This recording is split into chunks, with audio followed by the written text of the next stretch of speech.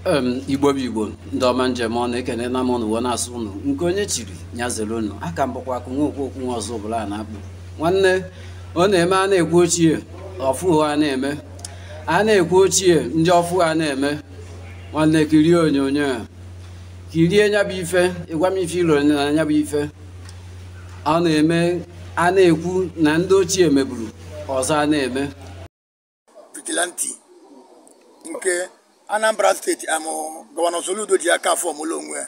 As you can see, what is your motor? Say motor AVG. Never. AVG. About 4 of them. AVG. I watch all of them. AVG. Yeah, na kwa na oboro kwa ndị bag no ndị AVG. Government of Anambra State.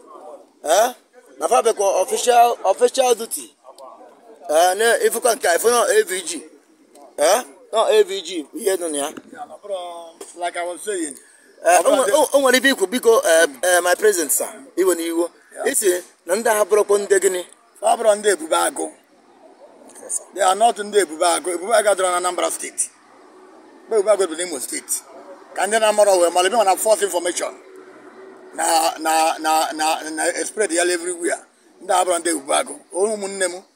Ndị abụ ndị Anambra State vigilante. Which na most of them are machafani. You understand? So it happens now we approach them. I went settlement with them. I can have water.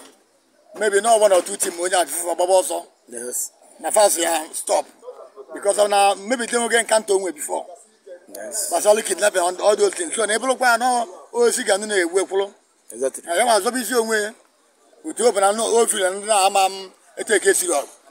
I take it serious. What's up here? My name is I am a Chukwu. Where settlement? I was say Caribbean Palace where. Yes, sir. Here's my address here. We come up for more about maybe here. Yes. And I need. Yes. You gotta go. Na Palace where no Caribbean. Unfortunately, legend Landara. I have to call my mentor Bobby Ome. Say Ane wasn't now couple legend. They now put call a legend, you know. Legend is Mbaka. I was only me Obi Oba. Be a look. When Obiano, when Atozalo, then with a conclusion. And then the fourth, you know. Legend did call microphone before you know it. I never know it's outside. You gotta go? No, because you won't.